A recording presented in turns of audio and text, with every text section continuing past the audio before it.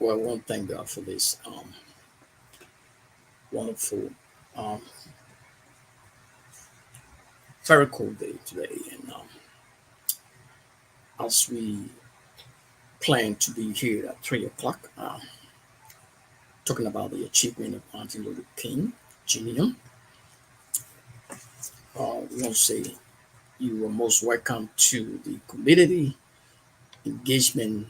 Today is a spotlight on the achievement of Martin Luther King. Yesterday, to be precise, was his birthday, and to have some reflection on the work that all of us today are trying to give back, looking at the achievement of a man who stood up for justice. It is very important to also know that probably we're just going to give a highlight on that.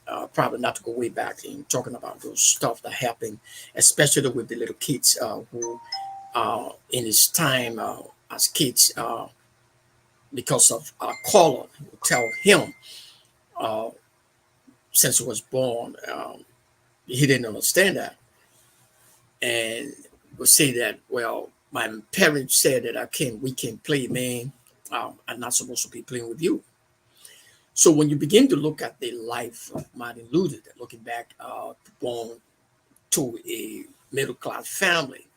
So since he was born in 1929, uh, you can imagine coming up, growing up in the community, and knowing that probably he was born to a middle class family.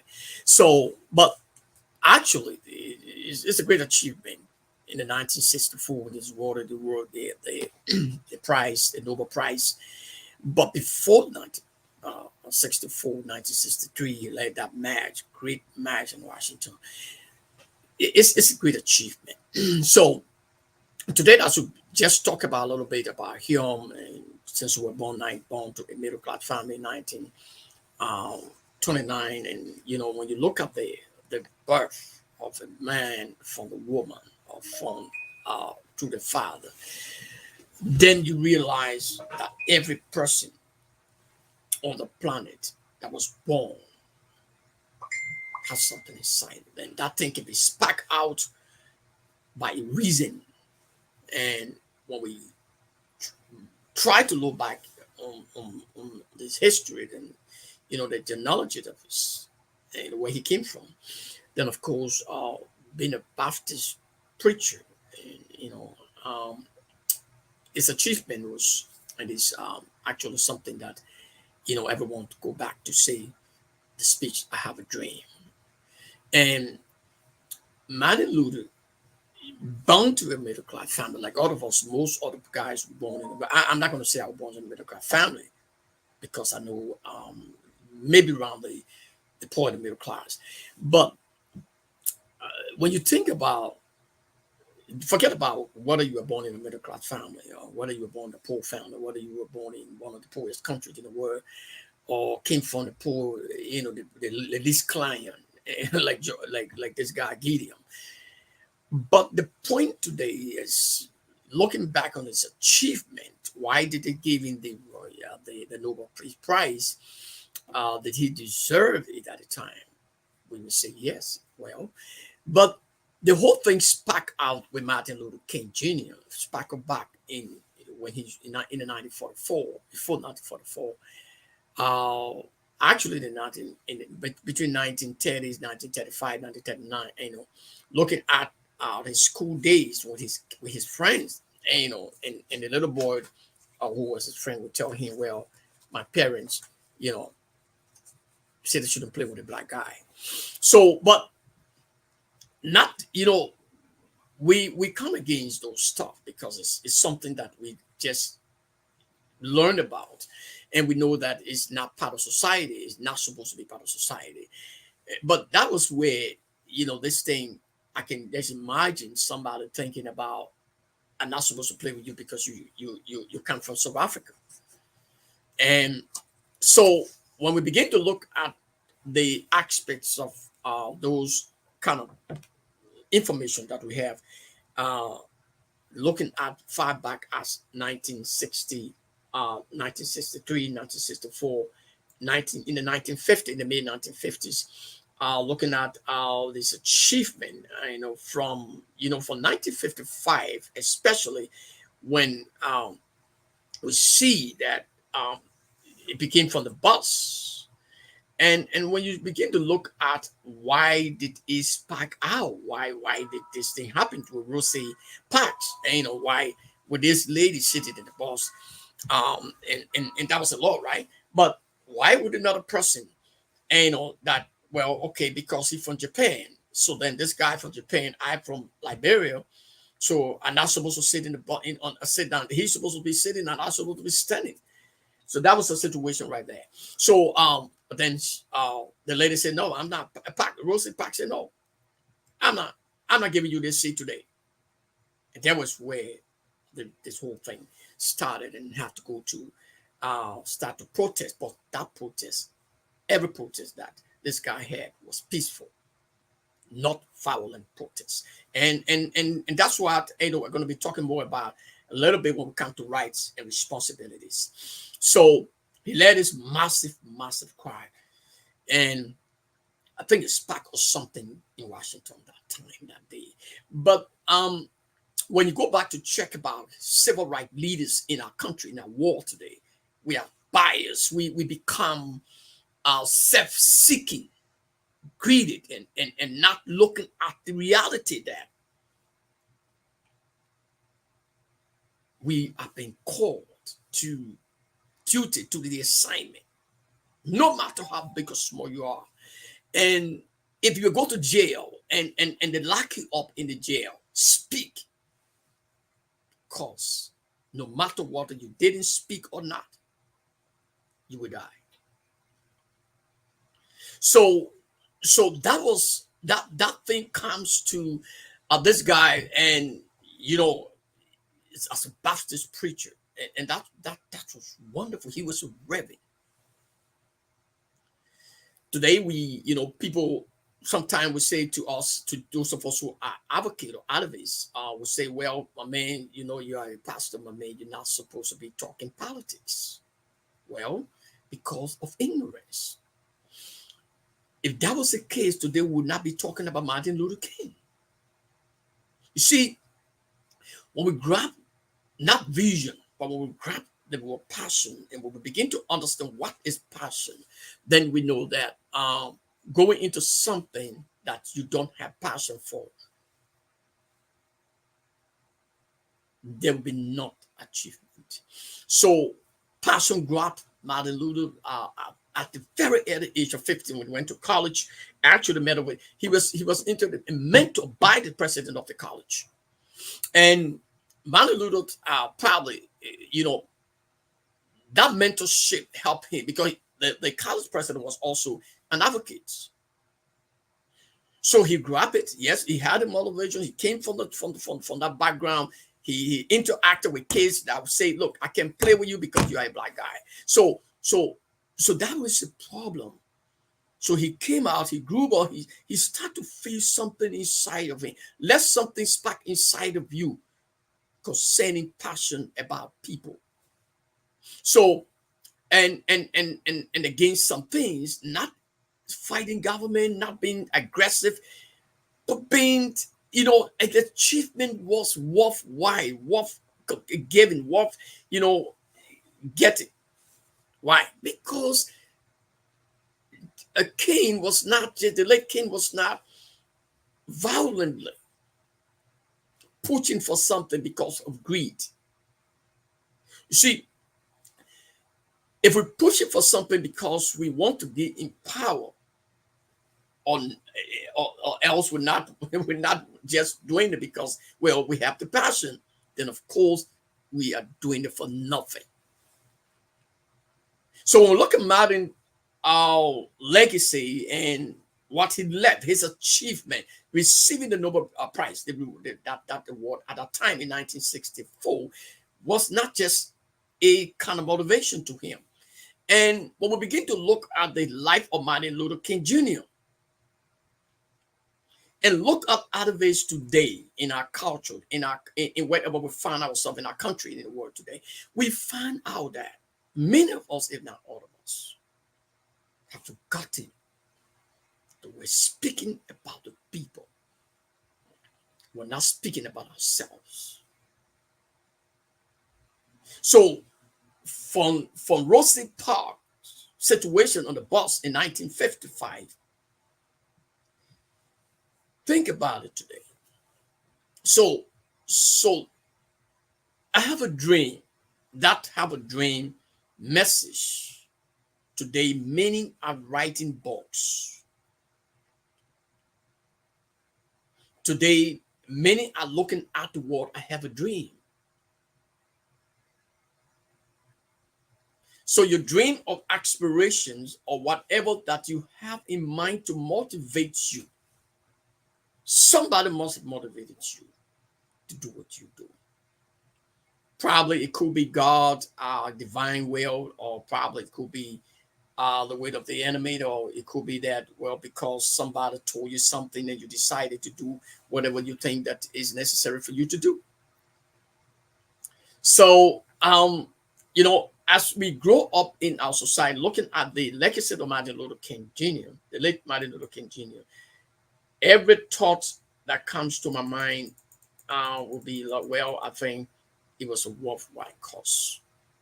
So on December 15th, in December 1955, December 1st, that was December 1st, in Montgomery Park, actually, Rosie Parks refused to give up her bus seat to a white passenger. And as a result she was arrested for violating the city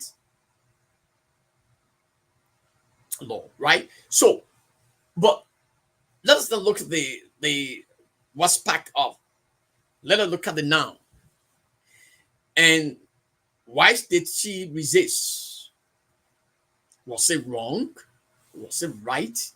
So I would say, well, she was right, or else she was wrong, because there was a law, right? But the fact that there was a law, the law contravened the rights of another person.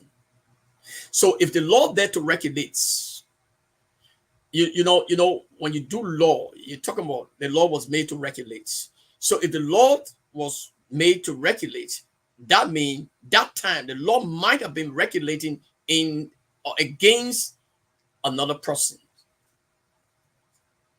So if you study human rights, you study laws, then you realize that there are a lot of problems we have in our world today, because people might be making laws that contravene, that will go against another person. In the case of Martin Luther King, after the bus ride, after the bus situation, when she was arrested, Rosie Park was arrested that day. She stood up for something on the public bus. Was it right? So the point and the legacy that we are building on as Martin Luther King, our legacy. Let us stand for what we stand for.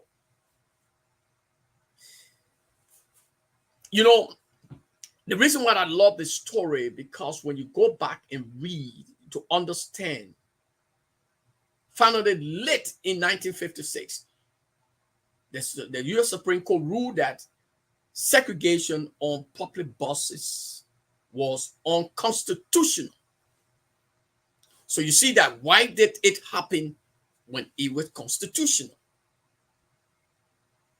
Because one group of people, one group of family, one group of community decided. So there are some things that, when you go, we build it on that, right? And the reason why this show for today is not to outline everything that happens, because we're in a disposition where we don't need to still keep pointing at discriminations. But the point that I'm stressing here today, and all of us listening to the sound of my voice, is that when you go back and see what sparked out Martin Luther, what sparked in him, what made him to be motivated. So when you see other people getting motivated or passionate about something, it might have been something that sparked out that thing. And some of the thing, if you go back to see my track records, go back in Bassa community. Those of us who are Bassa community citizens living in America, listen to this and listen well. When you begin to think about the word discrimination, and I came from little, I was a little boy, grew up in Bassa community. My parents brought me up right there, and I can't remember when I ever was a wicked guy. Not really got into something that was more terrible, except it was playful, and it happened that I have to, go through some consequences. But I always trying to prevent violence, and I always want to be peaceful because I understand what it means to be peaceful. Not because I'm perfect.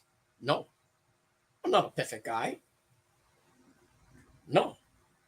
But what am I saying this? If you go back and see the Martin Luther King situation, every one of us has something that remind us about our responsibility. Despite some of the things that we might be doing, the society is not, well, don't do this because, the guys are going to go after you. We know this. So you look at the kind of society you're talking, the kind of society you find yourself. Sometimes I don't blame the guys from Liberia, the civil rights leaders in Liberia. Because some of the leadership, we're talking about precedent and leadership in some countries, especially in Africa. They think in their own mind that when somebody is trying to question society concerning the rights of people, then of course they're against the government. That's the wrong mentality. And the very people too, who we're talking about 200,000 people that marched on that day, the Martin Luther King situation. But we're talking about in 1963, then we're talking about looking at those legacy. But it was the people that was affected, but they went to march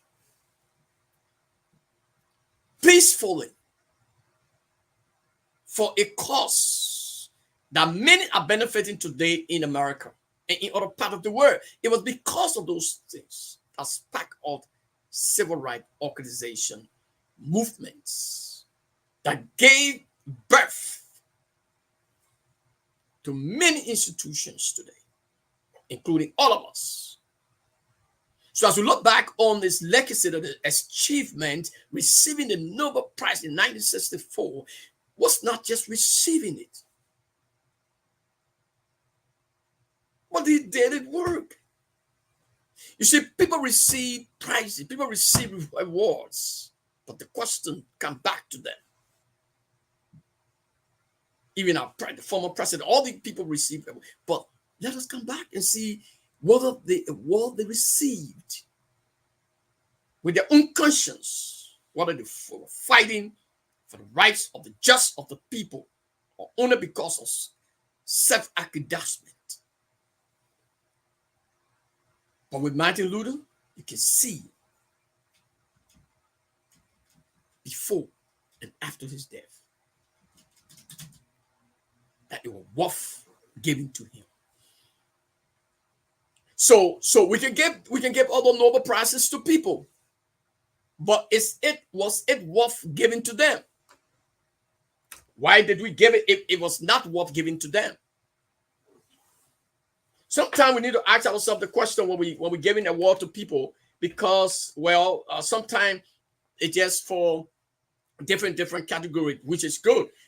And then the person that receiving the award also should think that today I'm doing this. I thank God for awarding me this thing, but I got to continue on this path.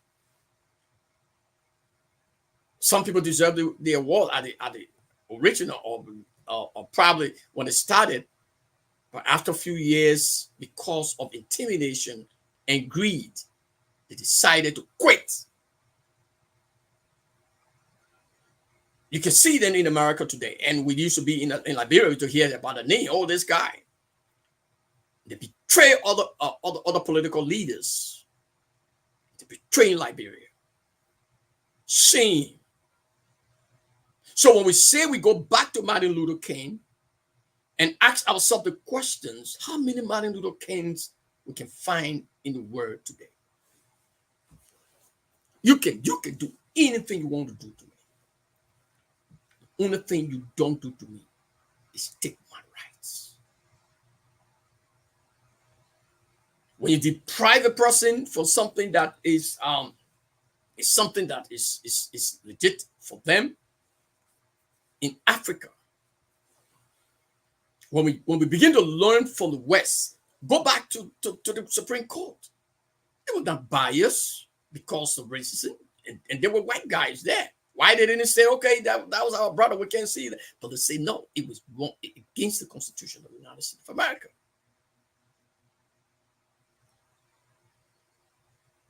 So look at, we come to the West, we learn, especially most of our big guys. We go back again in Liberia. We want to congratulate all our leaders, the president, the vice president, the speaker, the pro tem, are so motivated when we speak about women's rights to take authority. And that is one of our most prioritized advocacy movement or promotion here at the community engagement. So congratulations to Yombly Kanga, woman of faith, pushing forward. We need women to take authority, yes. Mothers who will feel for the children, not just mother who want to go there and do rough shoulder and start doing some things around there. So we pray for wisdom. We pray for good leadership in Liberia. So when we look at the legacy of Martin Luther King, like we see Adam Densto, he's pushing off, he's standing by what he stands for, and many other guys, Brother Chineke. But all of us have to understand that looking at this day, yesterday, which was the 15th Martin Luther birthday, as we go back and begin to think about, sleep and ask God as a reverend. In your workplace, wherever you're doing, with your hands, whatever you find yourself doing, ask yourself a question sometime. Was that placed on this planet Earth to marginalize people? To domestically abuse women or girls? Or traffic people into something that to destroy their future, to destroy them on the planet Earth? Was I placed on this planet to go and use all kind of chemicals to bring some diseases, Ebolas, and all this stuff to destroy other people's life? What is it the reason for which God brought me or allowed me to live? If we look at Martin Luther King Jr., many of us, if not all of us, will have some thoughts. I'm talking about people who have conscience. If your conscience cannot prick you, if your conscience, if you just not, have a feeling for people, then of course that's a problem. So when we look at from the from after his birth, 1929, actually on the 15th of January, going all the way down to 1944, 1950, 1953, 1955, 1963, the Great Move, what sparked all this stuff, march with 200,000 people, man, stood up. He said, I have a dream.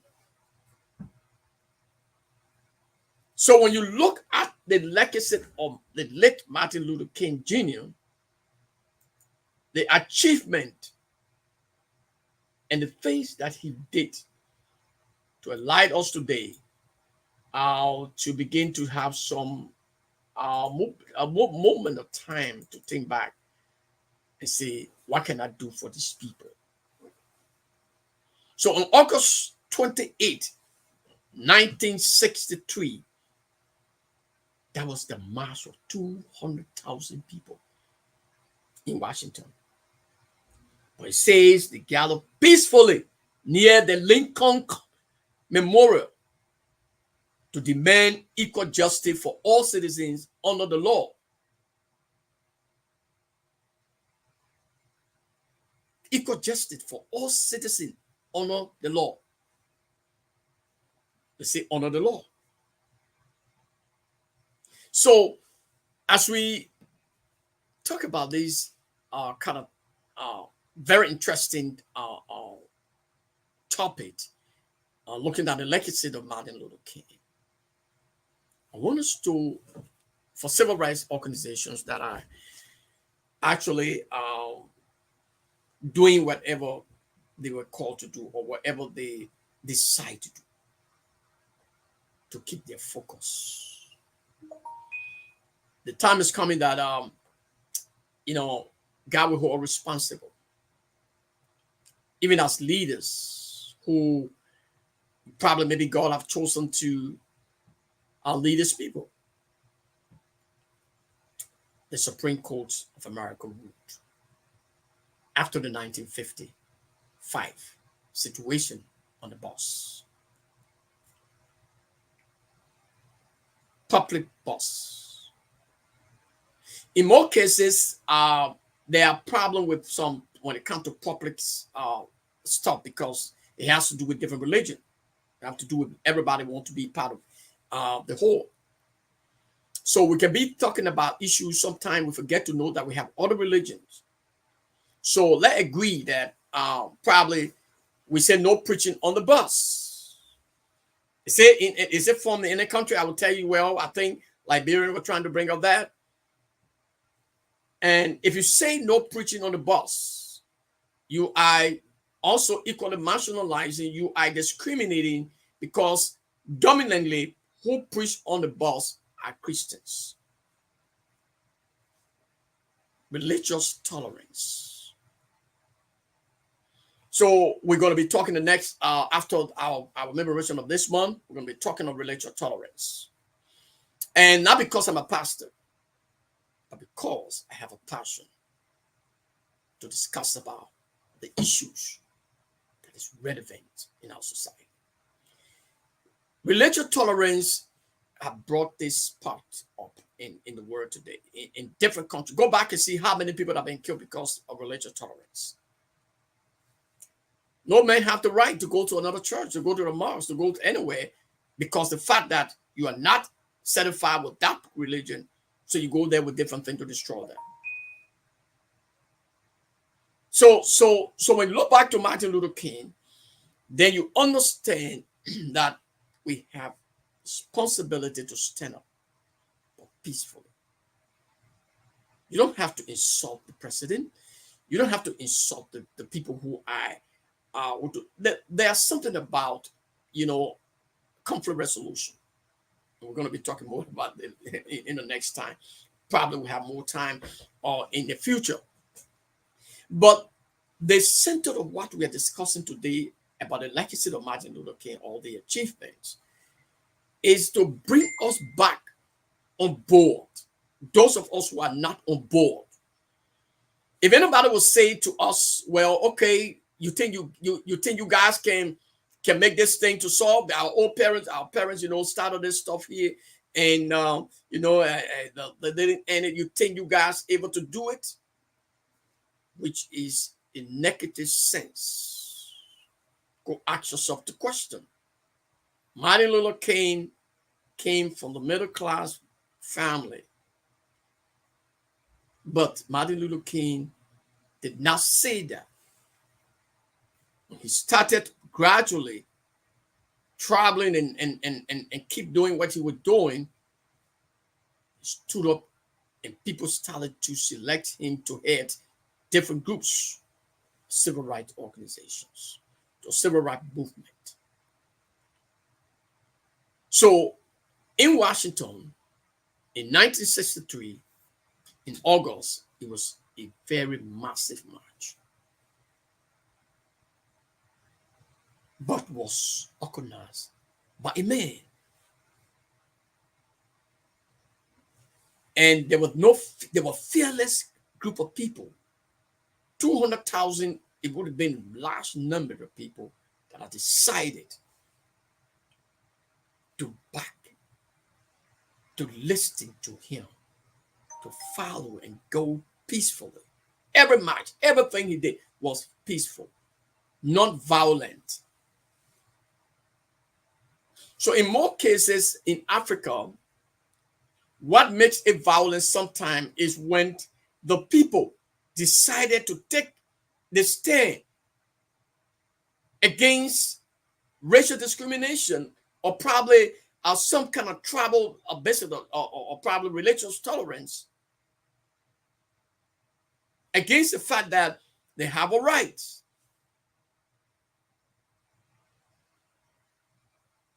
Their responsibility is to get up and say, look, we're going to have non-violent march or protest. So Martin Luther Achievement, I have a dream, and a lot of other things that we can look back to. You can meet somebody today, you guys are talking, and they're telling you, well, in our tribe, our culture in Lofa County or in Nimba County, our culture is that when the man is born, they got to cut something off. Well, just to give you an example, I'm not saying they do that, but what I'm saying is, if that is the case, then why they call it something off? When the child or when the lady, when the girl are coming up, by the time they send it to the Sunday booth and they do that to them, why did they do it? When they get older and now meet up with their relationship, meet up with the guys, then it becomes a trouble. Some of the guys don't love them. They just love them for going to bed.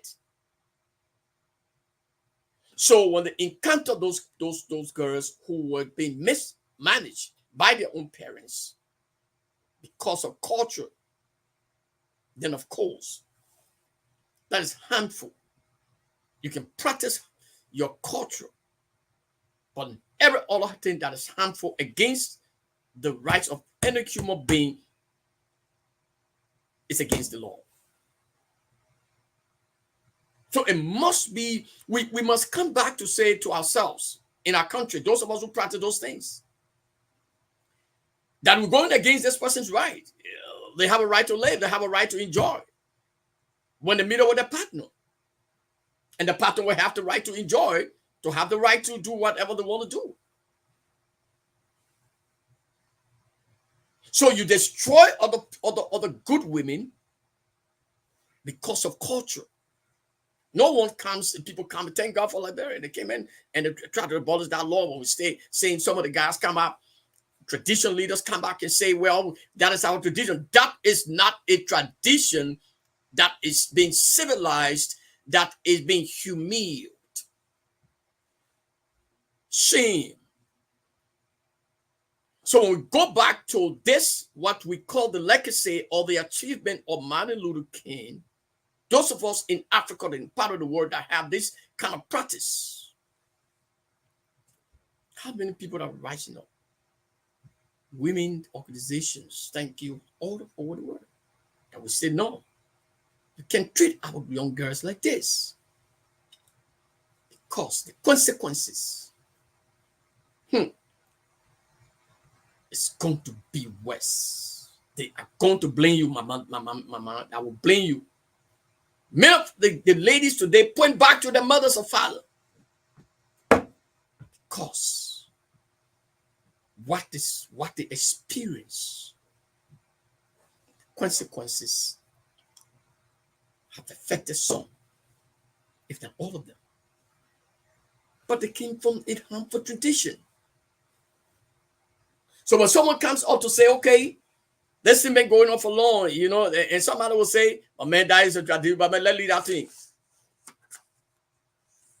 So because of ignorance and because people don't want to face the facts, this is wrong, because if you say every individual has a right, so human right is not optional. If human right is not optional, then why should this other law be optional against this other group of people, or against the female or certain female cultural setting or tribe or certain group of people, but they find themselves in the same country?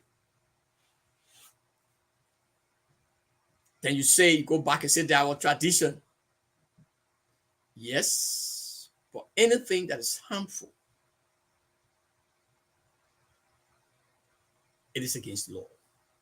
So if the law is there to regulate, it regulated when people rose up. So Martin Luther had that achievement. Until we can stand to say, yes, we agree. Thank God for Liberians that rose up and said, no, they make a choice for what they wanted in these current elections. Thank God for the president and the leadership of this current government. Why? Because they allowed it to happen when people were saying and would ever say that it is not possible for the incumbent to lose elections. So it's not about losing, it's about the rights that it maintain peace. So again, thank you, Mr. President. Dr. George Weah, thank you. God is going to give you wisdom. And one thing I want to say on this media, to those of us who are advocates, don't be self-centered. Don't allow political people to use you. Be for everybody. If the president-elect will come there today and probably misbehave and do anything, no, we're not going to sit here and say, well, okay, Vaka doing well, thank God we're praising him. No, we're going to keep talking about human rights and responsibilities. The people that marched, the 200,000 people that marched on December at the time with Martin Luther Man, these people have rights, but they have responsibility. Now, so they were responsible. They felt obligated to take a stand. Today, we see in our society, how many of us are taking a stand? We're only saying we have rights. These are rights. But the thing that demands your rights, not just protesting violently, no, but there was every peaceful march, and that's why you were given the Nobel Peace Prize.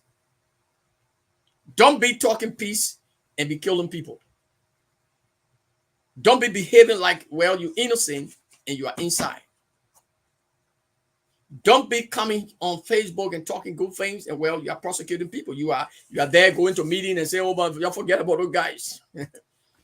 They are not important in this meeting. Or probably, oh, guys, not serious, man. My man, Lord, like, what time? Let us forget about the other guys. And I want to say to all of us, God will hold responsible. Our leadership and those of us who are convinced that we can make a big difference if we take stand, relevant stand, with reasons, looking at the achievement of Martin Luther King, not to be like him, but to emanate, to be persistent in what we are saying. I'm convinced, like Paul said, that those of us who are joining us in the community engagement initiative are convinced that we have a cause that we can fight until God called us. Those of us who are fighting and think that we are losing battle because no one is hearing us, no one is listening to us, keep fighting. until he was assassinated. Martin Luther King did not stop. And I want to encourage us, those of us who are pastors and leaders, especially when it comes to looking at the face of your leaders. I can remember when I was a very young guy, and I was ordained in a church. I'm not going to call the church name. People know the church I'm talking about for professional sake. And that was the first, as a servant, they sparked up the gift inside of me. I was ordained in that church. I was the youngest deacon in that church, in the Baptist church. I came from the Baptist background. And actually, because of what they saw, well, it was just something. But when we got into the maze, there was a meeting that we called. In that meeting, there was something going against other people and not talking the truth. Because we're all in the same thing. But then the other guy who had pregnant another girl, and another boy who also had pregnant a girl in the choir or something like that, brought to the board, to the meeting, and discussing in the deacon board. And the guy said, look, man, we need to censure this boy. And he pregnant this girl. So we need to censure him. So all of them spoke, gave their contributions. And I'm saying this to say to deacons and leaders in the church, all over the place, stood up after they have given all their opinions, positive, supporting the suspension or whatever. I stood up and said, let us clean the house. Right in the house here, let's clean in the deacon bar. Then before we can go there and take this boy issues up. I said, because when you take this issue up, the board is going to point back to us and say, there's a guy right there. He pregnant the other girl right over there.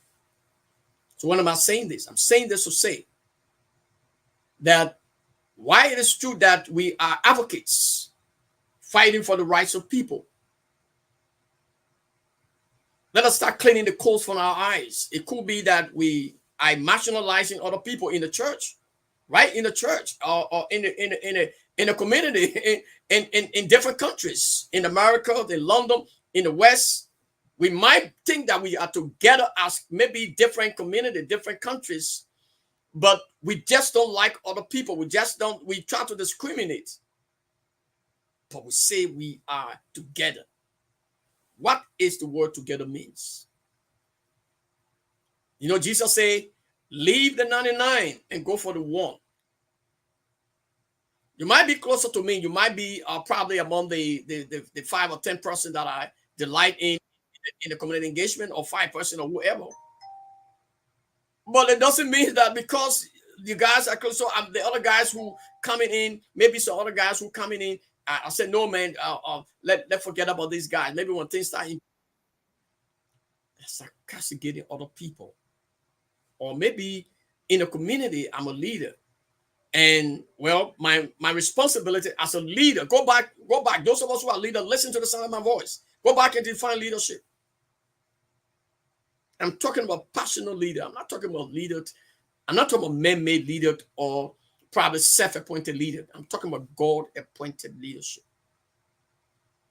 The difference between God-appointed leadership and those other two leaderships, man-appointed and self-appointed, is when God calls you, when you are divinely called by God, whether to preach or to do what God wants you to do as a president, leader, or whatever leadership position you find yourself.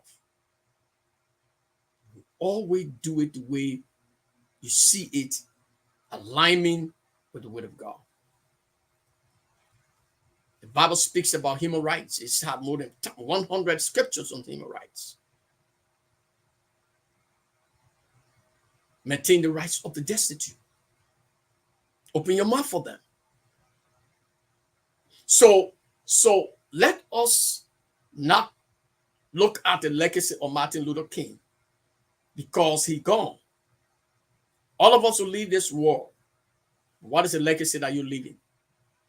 If your legacy will be, well, because you are in position as a head maybe in a country, maybe a Japanese community. Let's take that as an example. And you feel that, well, you have arrived. You don't care about other people. Maybe the only people you cared about or might be cared about is the only people that you know. Ask yourself the question whether you are really a good leader. A good leader will always be concerned about the lost. Who are the lost? We're talking about, if we come in maybe in the immigrant community in any part of the world, maybe in Liberia, the people that way down there, maybe in another country, people that really going through something, they have problems, the house is burned because they are not in your party or because they are not practicing. Go back and see what happened in total time right there. They were citizens of our country. So as I close and reflect on I have a dream, I want us to begin to understand, no matter who you are, I don't respect anyone more than God. First, I respect people's rights. I respect women's rights. I promote women. I got reasons. If it wasn't for them, you guys who standing on Facebook, call yourself men, you will not be here because they carry you, your mother carry you in her stomach for 9 months. See what happened to my daughter for those years. So if you come up, you become a legacy. You become a person that has conscience. And I want to encourage us as I close that if we look back on the legacy or the achievement of Martin Luther King Jr., the late, since the 1963, he took that big kind of tax upon his shoulder. With 200,000 people joining him, non-violent march to protest for equal rights. That was a cause, and that was a just cause. It was not something that he was doing it for his self-academic, for something to get himself right. No, he was not doing it for that.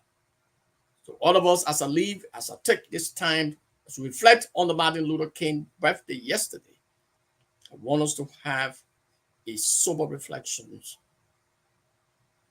about the job we're doing, the passion we have. Let us not forget, let us not dash the fate of the people down. For those of us who are elected and being probably sworn in on next Tuesday, Mr. President and all of us, I know that you have a dream. Martin Luther did not say that I have a dream. He said it. We saw it. So I want to say to all of us, we have a dream. Don't allow anybody to intimidate you. You can be the largest. They can even be carrying you today and say they're going to lock you up because you have a dream.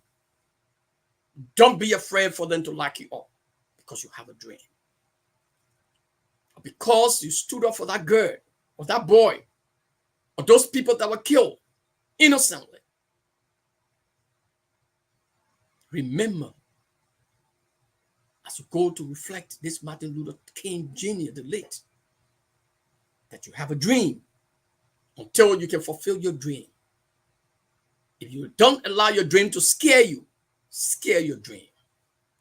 So God bless you and be a soldier